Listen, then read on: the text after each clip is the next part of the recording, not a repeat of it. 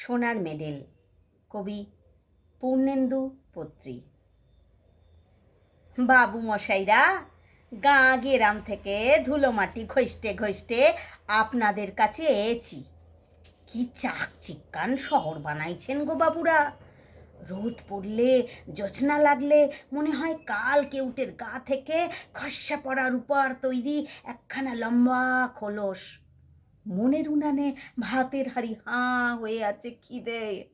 চাল ডাল তরি তরকারি শাক পাতা ছুলেই, কিন্তু জল ফুটছে টক বগায়।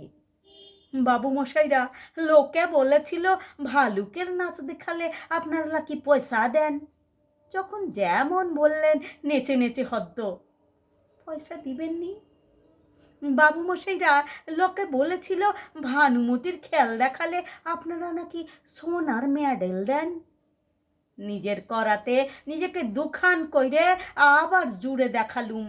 আকাশ থেকে সোনালি পাখির ডিম পেরে আপনাদের ভেজে খাওয়াইলুম।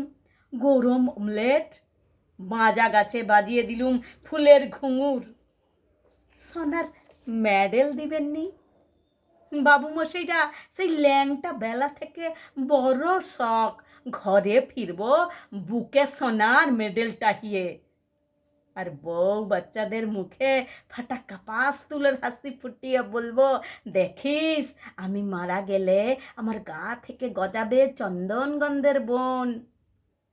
সোনার মেডেল দিবেননি?